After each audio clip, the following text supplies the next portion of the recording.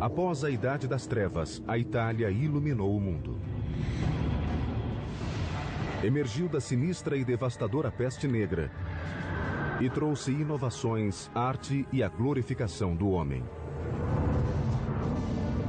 Foi uma explosão de ideias brotadas das mentes mais esclarecidas de todos os tempos.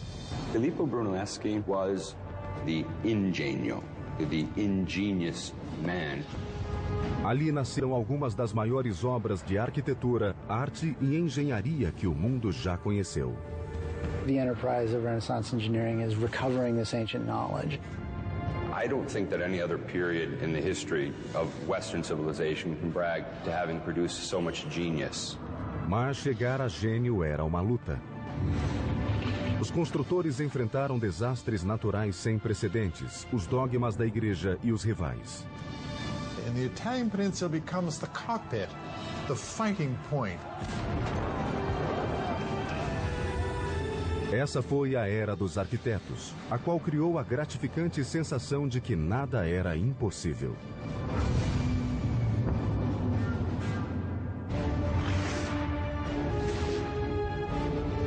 Construindo um império. O mundo de Da Vinci. Ano 476 depois de Cristo. O grande Império Romano desabara e sepultara para sempre seu poder e domínio. Os imperadores que unificaram a região já não existiam e a Europa Ocidental fragmentara-se. Durante séculos, a Europa foi governada por uma linha de reis germânicos que chamaram seus domínios de Sacro Império Romano. Mas no século XII começou a surgir uma coleção de repúblicas italianas. Unidas, elas decidiram resgatar as glórias da velha Roma. Revitalizaram a Europa e criaram o molde do mundo ocidental.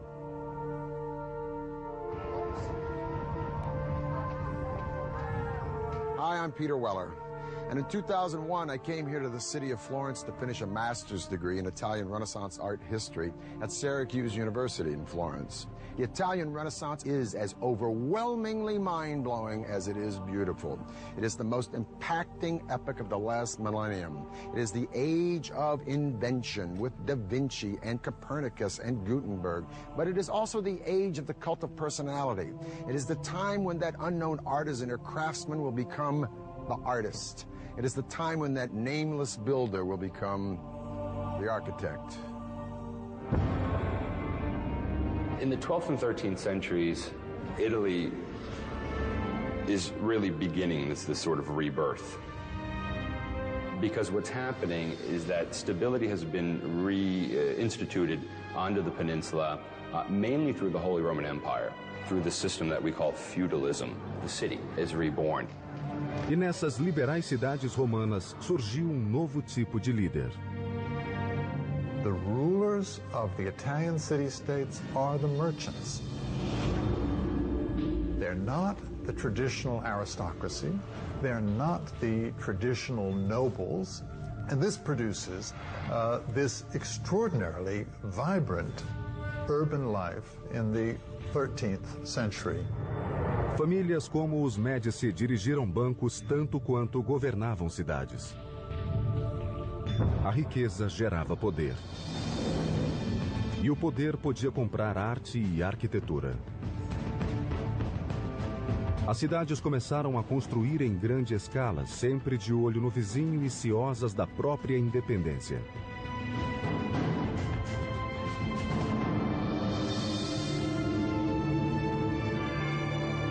The foundation for the Renaissance is the city. Everything that happens in the Renaissance, from art, architecture, engineering, literature, all the things that go on depend upon the city.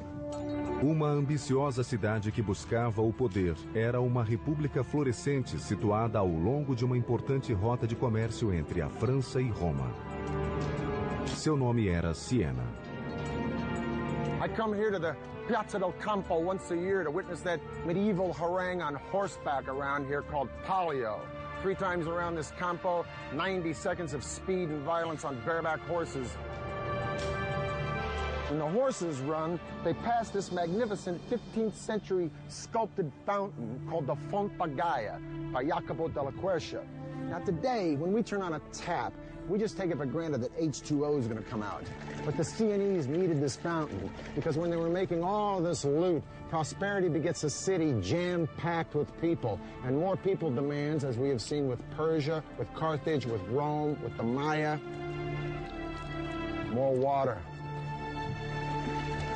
Mas prover essa cidade de água suficiente era desafio complicado. Siena doesn't have a river very close, so they had to find this water somewhere else. They thought they could find another way to go and search for water, and that way was building some tunnels underground. Escavando uma rede de túneis subterrâneos, chamados Bottini, os engenheiros chegaram a fontes naturais e lençóis de água que havia na periferia. Aos poucos, a água chegava a esses túneis muito estreitos que acabavam em tanques. Mas escavar esses Bottini não era fácil.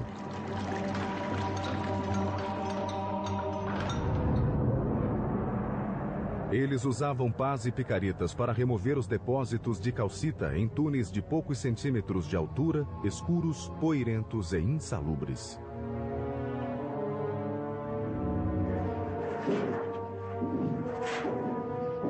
A bottino like this one would sometimes run for miles and miles, so the engineers had to know just where in the heck they were going. So every so often they dug a hole up to the surface, and these holes were called occhi, or eyes. It would give the engineer a sense of where the direction of the bottino would be, and if they were wrong, they could redirect the bottino.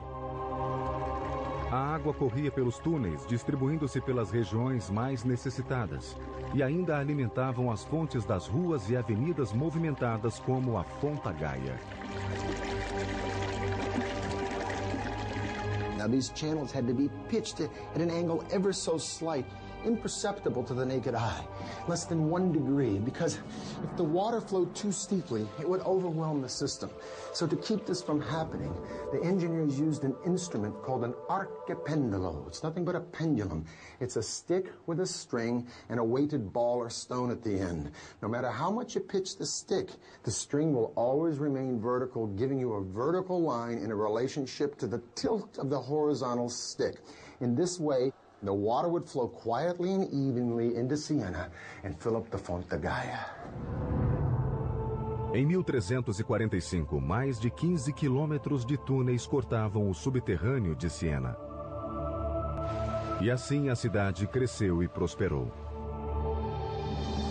More water brought more people to the boomtown. More people to the boomtown, more turf is needed. Pretty soon, Siena controls most of southern Tuscany. Now, this prosperity and this land encroachment, if you will, would seriously become the burr in the saddle to one of its neighbors.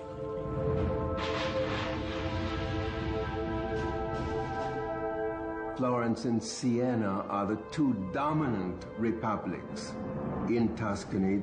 It was a rivalry on all levels. Economic, political, artistically. And in the 13th century, the city-state of Siena, in all three of these categories, was probably Florence's superior. As duas repúblicas seguiam ombro a ombro até que Siena obteve vitória esmagadora na Batalha de Montaperti em 1260. Siena fights Florence. And to put it bluntly, Siena kicks ass. Florence goes home in humiliation and defeat. But guess what? That ain't gonna be for long. A soberba engenharia que tornara Siena tão atraente, nada pôde fazer diante de dos piores desastres que o mundo já viu. In 1347, the Black Death struck. And according to the eminent humanist writer Giovanni Boccaccio, who witnessed the Black Death, the disease killed so fast that you could lunch with your friends and dine with your ancestors in heaven. One conservative estimate is that Siena lost over 60% of its population in a matter of months. One thing is for certain, after the Black Death, Siena would never be a major player again on the stage of early modern Italy.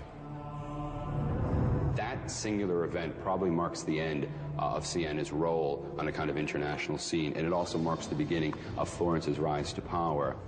Siena fora mortalmente atingida e deixou a porta aberta para sua arquirrival Florença tomar-lhe o lugar e começar a escalada rumo ao poder e à glória. Lá foi construído um dos mais magníficos monumentos da modernidade, algo que ninguém havia sonhado construir.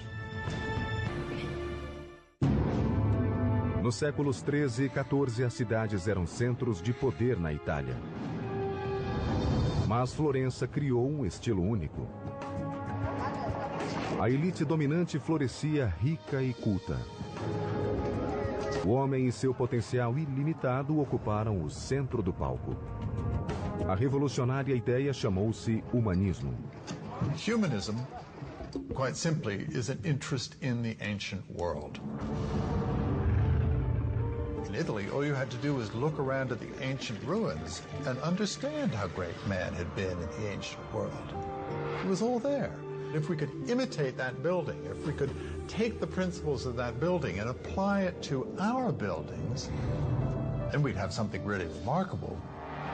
Quando a peste negra atingiu a Europa em 1347, Florença não saiu ilesa.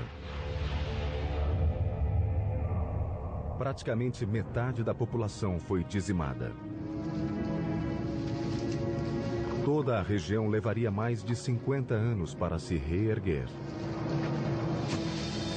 Mas seria uma recuperação que assombraria o mundo. Chamou-se Renascença, que significa novo nascimento ou revivência. Por toda a Toscana, uma elite privilegiada de famílias abastadas começou a encomendar projetos grandiosos a artistas vindos do povo. There is an appetite among those who survive to enjoy life, to do other things, to understand or to sense that the life is to be exploited in some way for those who are alive. Os Médicis de Florença, uma das famílias mais ricas da Itália, liderou o resgate da glória de Roma, restaurando-a em Florença e transformando a cidade em uma nova Atenas. The structure of patronage has changed. Patrons are using artists and architects to celebrate themselves. O exemplo central desse esforço seria a catedral, no coração de Florença. They've never seen a structure that looks like the one they want to build. Right? That's a matter of ambition, of idea. See that big old church behind me with that scaffolding on it? It's called Santa Maria del Fiore, otherwise known as the Duomo, or Cathedral of Florence. It was built by a guy named Arnolfo da Cambio around 1200s, but you know what? He was dead before it was ever finished. Arnolfo intended for the church to have a dome, but he's dead, so the church stands for a whole bunch of decades without any dome on it at all. Finally, in the 1400s, it's left up to a guy wearing a real genius suit named Filippo Brunelleschi to not only change the entire idea of building to become an architect, but to make the entire field of architecture a design. Brunelleschi vinha de uma família de classe média e devia se tornar funcionário do governo tal como o pai. Mas ele amava e admirava as artes e começou estudando ourivesaria. It's only in his early 30s that he then moved over and began to become what we now call an architect. Now, Brunelleschi is a maverick and he's brash. His dad is a notary. Brunelleschi wants to study sculpture. Wonder how his dad reacted to that one, huh? Probably like my old man reacted when I told him I wanted to go to New York and become an actor. In any case, by his early 20s, Brunelleschi is a pretty fair goldsmith. Now, in 1401, the baptistry decides it wants to replace its doors, so they hold a competition. Competition comes down to two guys, Brunelleschi and the international Gothic man of the hour, Lorenzo Ghiberti. Brunelleschi was pretty good, But he ain't no Ghiberti. Ghiberti wins. Brunelleschi runs away with his tail between his legs, humiliated in defeat. He loses the competition to Ghiberti in 1401. And it sets up the kind of perfect opportunity for him to leave the city of Florence, then go to Rome and study the secrets of the ancients. Brunelleschi deve ter passado quase 2 décadas em Roma, examinando as obras mais importantes da engenharia antiga. Renaissance Italians are fascinated with the way Romans did everything, the way things were done in ancient Rome, and building is no exception.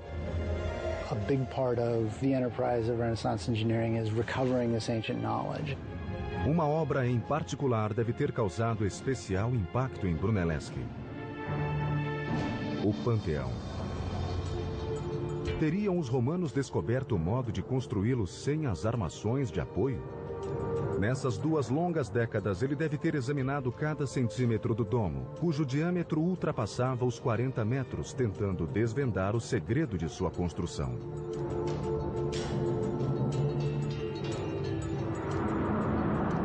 Quando voltou a Florença, Brunelleschi certamente trazia consigo a chave do domo romano.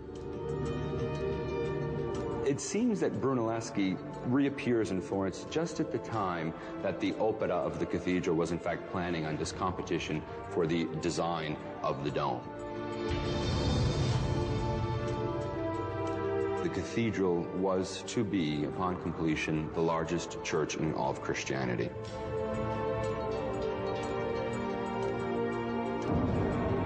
A catedral seria um dos grandes desafios da engenharia italiana. They were building it large to sort of show the world exactly how important the city was on all levels. The problem is that they were setting themselves up for a big fall.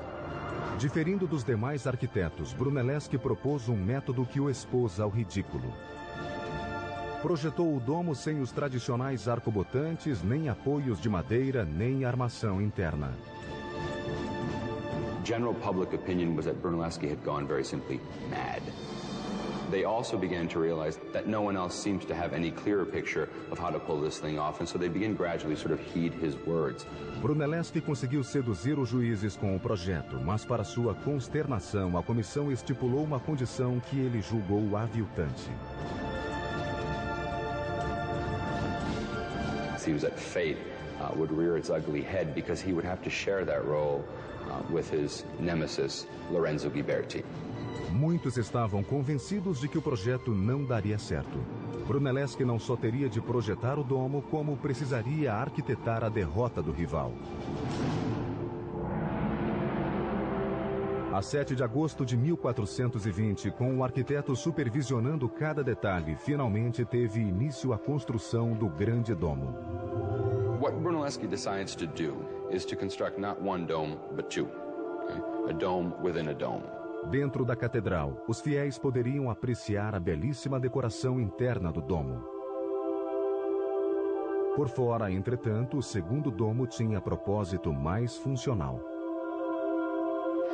He would use that second shell to protect the inner dome from rain, but at the same time to make the entire structure look more gonfia et magnifica, more swollen and magnificent. Para dar às cúpulas uma base estrutural, nervuras de mármore foram instaladas em cada vértice do domo octogonal. A seguir, uma série de arcos foi construída para cruzar com as nervuras em ângulos de 90 graus. Mas Brunelleschi enfrentou um problema logístico. Achar um modo de içar várias toneladas de material a mais de 60 metros. And so Brunelleschi devises something we call the ox hoist. Atrelados a um timão, 2 bois faziam girar um pilar que erguia e baixava um guindaste. A marca do gênio estava numa rosca que mudava as engrenagens para a frente e para trás. Ou seja, os bois não precisavam ser desatrelados para trocar de lugar. Ficavam andando na mesma direção tanto para erguer quanto para baixar o guindaste, economizando horas diárias de trabalho. Nessa tarefa foram içadas mais de 30.000 toneladas de material. Apesar de todo esse trabalho, cada peça ainda precisava ser transportada lateralmente e colocada no ponto exato a dezenas de metros de altura. Para resolver esse problema aparentemente insolúvel, Brunelleschi projetou outro tipo de guindaste, chamado castelo. The castello was a crane that they used to move weights horizontally. Instalado no alto da cúpula e semelhante a um cavalete, tinha um sistema de trave mestra e contrapeso, permitindo a colocação do material com precisão milimétrica. These are the machines that he was introducing, and these are the machines that made it possible for such a dome to have been built. Mas toda essa criatividade ainda não resolvia o desafio fundamental de um domo desse tamanho sem nenhum apoio interno. Brunelleschi ainda precisava evitar um desmoronamento. A tarefa exigiu um grande salto de imaginação combinado com engenhosidade e cálculos precisos.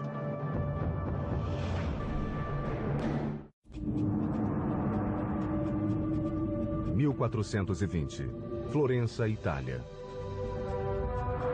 O visionário arquiteto e engenheiro Filippo Brunelleschi foi contratado para construir o maior domo do mundo, a cúpula de Santa Maria del Fiore.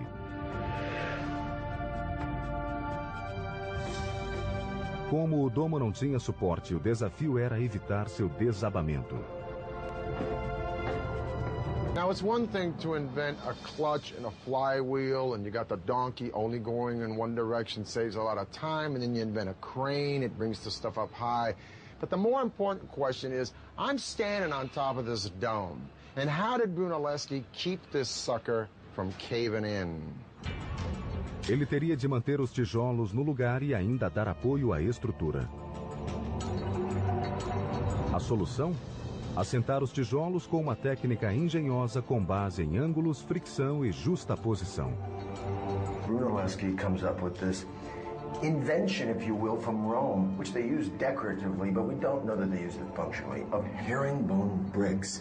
You have a short brick here that's sort of bookended by two long bricks, and subsequently you have weight coming down, and weight coming down, and then weight coming across, and then weight coming down, and then weight coming across.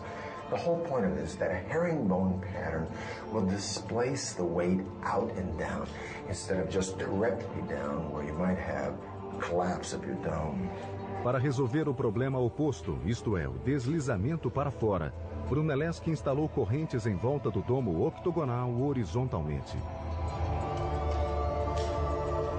They were going to construct these so-called catenae, or these horizontal chains that were intended to maintain the hoop stress or the lateral thrust of the dome. 5 correntes foram interligadas em intervalos regulares para suportar o domo e agir como contrafortes invisíveis. O tempo todo, Brunelleschi foi forçado a supervisionar a obra com um colega e rival, Ghiberti. Agora, com a ideia de instalar as correntes, ele viu a oportunidade de se livrar de Ghiberti.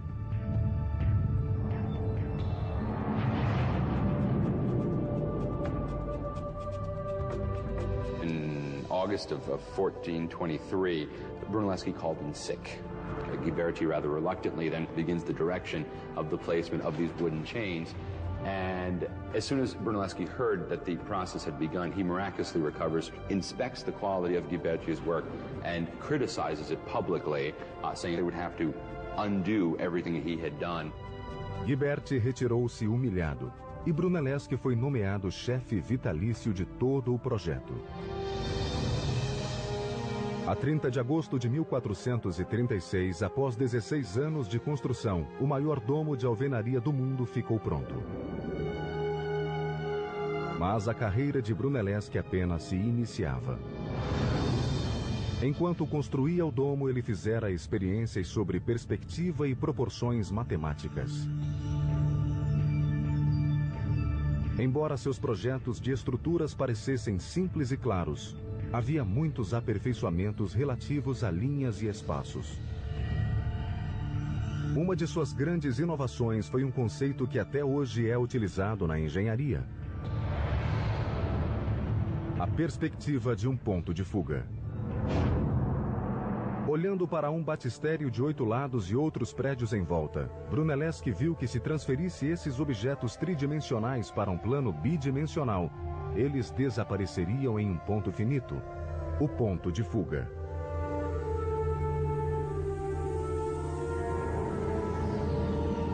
O tamanho aparente de um objeto diminuía à medida que aumentava a distância do observador.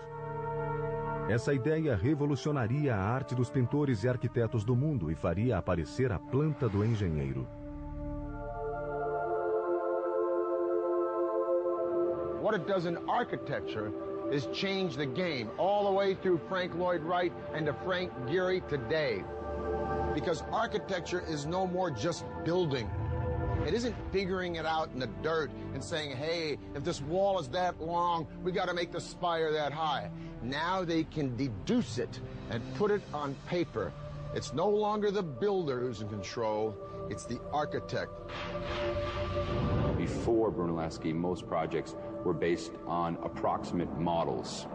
This would come to an end when Brunelleschi began this practice of what we call paper architecture, and that is clearly indicating what his plans were, and then begins the sort of modern tradition of architecture today.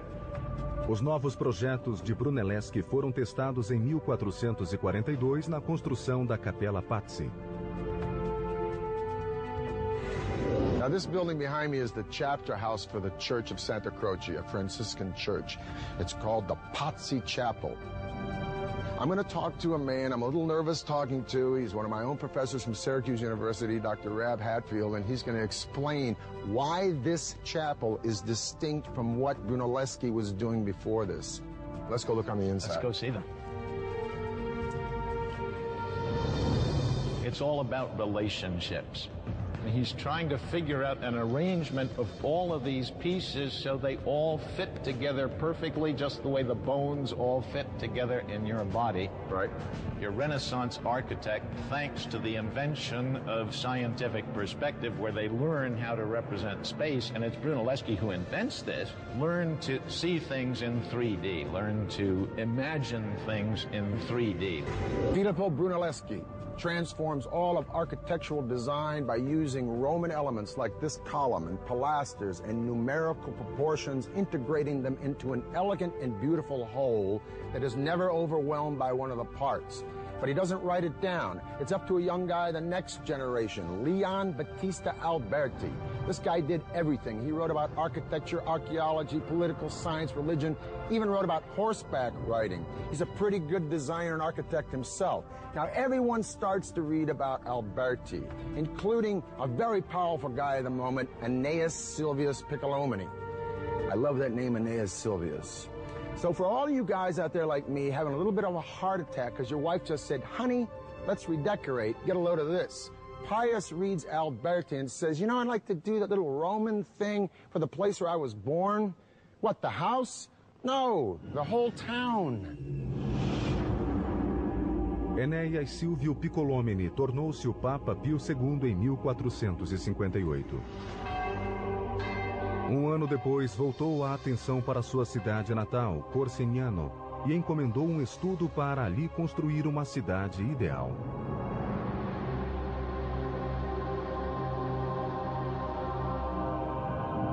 This is the Tuscan town of Pienza. And this is my friend and a guy who taught me, Rocky Ruggiero from Syracuse University. I want to ask you first, is this the first real Renaissance town that's planned as such? To come to this backwater town where, you know, population is a couple of 100 people, it kind of gives Pius free rein. So what he does is to create this rather imposing cathedral. And it's that first impression that you get.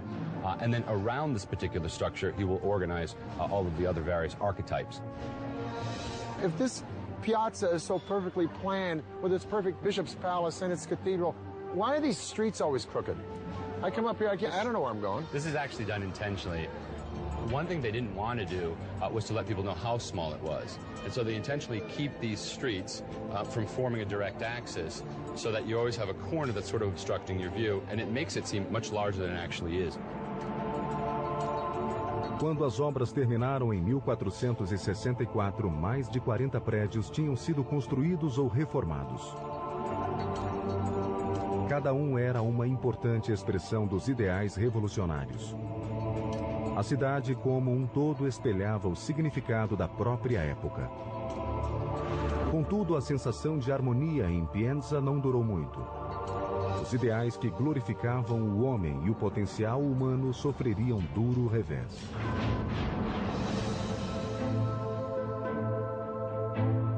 The year is 1492. Not only has Columbus discovered America, but Lorenzo the Magnificent de Medici, that great patron of the arts in Florence, is dead. But a lot of Florence is sick of the Medicis and their cronyism, and they want the Medici kids run out of town. Plus, they've been listening to the sermons of a small Dominican friar named Girolamo Savonarola, who preaches from the pulpit in the Duomo, railing against corruption in both church and state. He advocates a return to a Florentine republic and civic pride and values through piety. Savonarola warns that if Florence doesn't get its house in order, the winds of God's vengeance will blow through the city, and indeed an evil wind is ready to roll all the way through Italy in the form of Charles VIII of France, who wants to reclaim Naples in the name of his country and threatens to sack any Italian town who stands in his way. Savonarola begins to predict an invasion of some sort. And when it finally comes, he's able to say, you see, I predicted this, I foretold it. He is able to kind of pass himself off as a prophet almost in the Old Testament mode. A previsão do padre dominicano seria concretizada. Em 1494, Carlos VIII, rei da França, posicionou-se na fronteira toscana, pronto para marchar sobre a Itália. A Itália era um caos de pequenas repúblicas que brigavam entre si e achava-se muito vulnerável.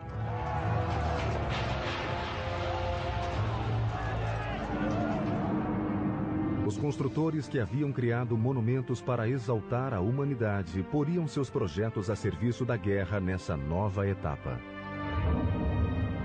There is no such thing as a trained military engineer. And so it is that your greatest architects of the Renaissance, although sometimes they probably started out knowing nothing about it, were called upon to design the fortifications of major Italian cities. Inovações e tecnologia avançada estariam agora a serviço do exército. A arma favorita de Carlos VIII era um potente canhão. Diante dele, as muralhas se desfaziam em pó. The cannon became much more reliable and also able to launch a projectile that was much larger, heavier, and to launch at a further distance. And so Charles VIII brings these cannon with him over the Alps, and it becomes immediately clear that he can knock down virtually any fortification that he chooses. And this is a terrible thing. I mean, this is a crisis, right? Because all of a sudden you can't hold them off. As muralhas medievais, altas e esbeltas, eram facilmente destruídas pela força dos novos canhões. Elas não mais ofereciam proteção.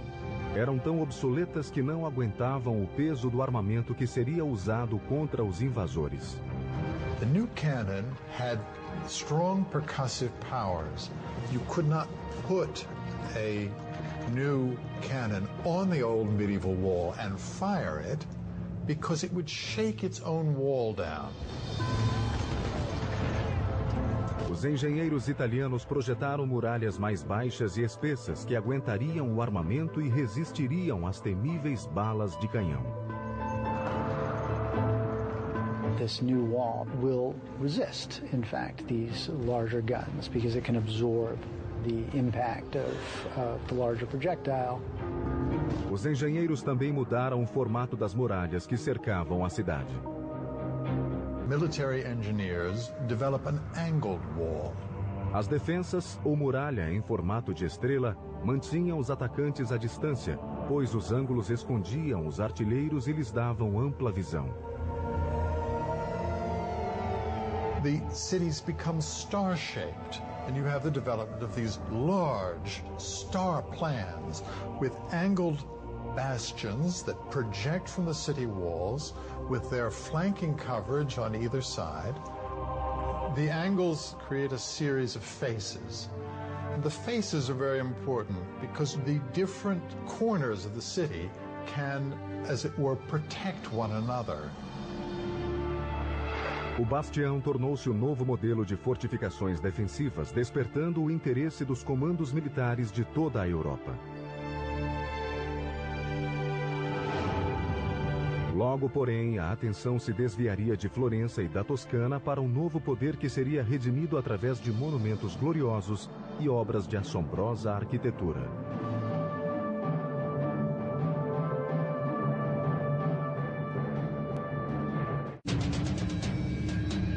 Século XV, Itália. Florença tornou-se o centro da Renascença, espalhando pelo mundo novas ideias sobre arquitetura, artes e engenharia.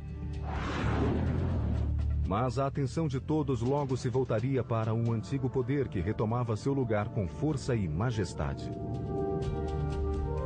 O foco do poder e glória voltava à cidade que havia conquistado o mundo: Roma. In the early 1300s, there's a big beef in Rome about who exactly is Pope. So the rightful Pope supposedly goes off to France. And for the next several decades, the papacy lives in France. Now, by the 1370s, when the popes come back to Rome, Rome is a ghost town. And for the next 100 years or so, all the way through the Renaissance, each pope is successively trying to rebuild Rome. Now, in the 1490s, when the Medici are booted out of Florence, Florence becomes a republic, yeah, but they're broke. And so all these famous cats like Da Vinci, Raphael, and Michelangelo, they split Florence because Florence is no longer happening. If you're a player, the place you want to be is Rome. Rome had been nothing in the 14th century because the popes had moved out. But they come back in the early 15th century, and from that point on, they began gradually to reorganize the papal state. Papa, em particular, desencadearia uma onda de revitalização e engenharia sem precedentes. Seu nome era Sisto V.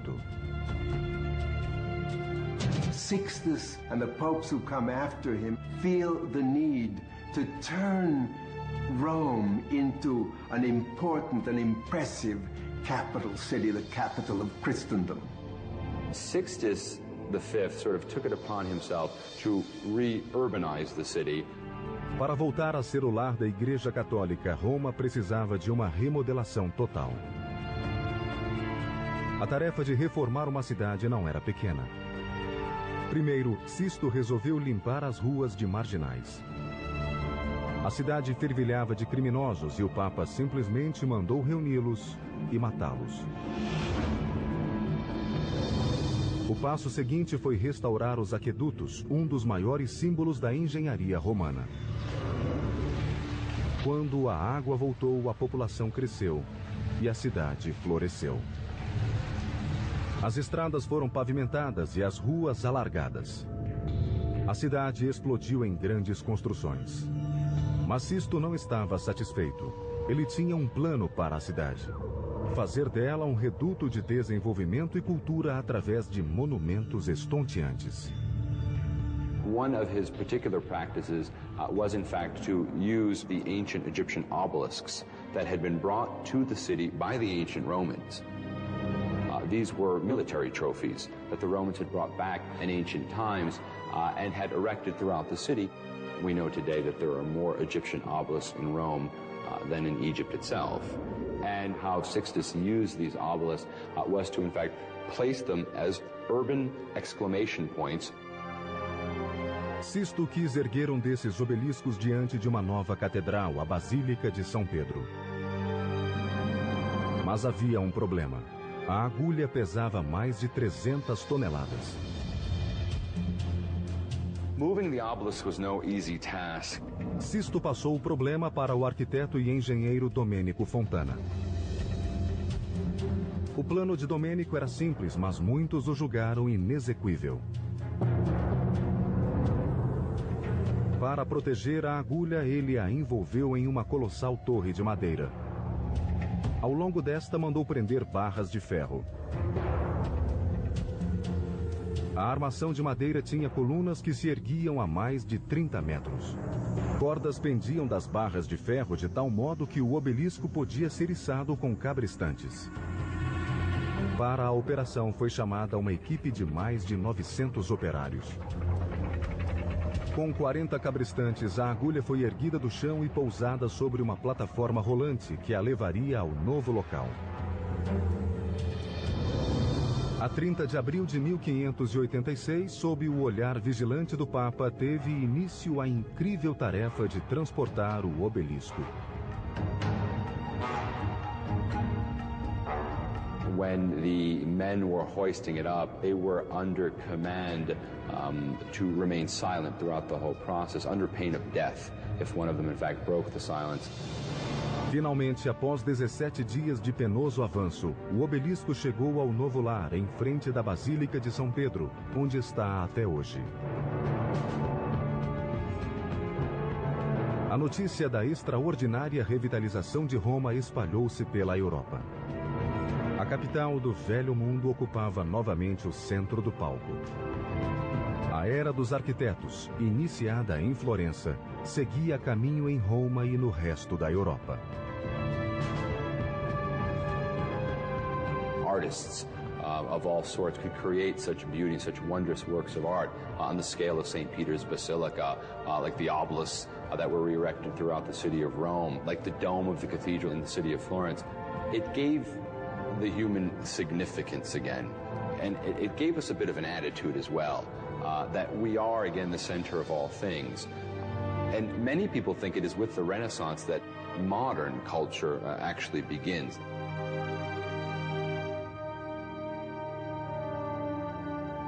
Bella Firenze, beautiful Florence. Well, it looks pretty bella today, but believe me, in 2001, when I was sitting in a freezing apartment down there in the Arno in the middle of the dead of winter, pounding out papers until 4 o'clock in the morning on Botticelli, it didn't feel so bella. Matter of fact, I was just about an inch from getting the bella out of here, going back to my day gig in L.A. But I stayed, and I got my degree.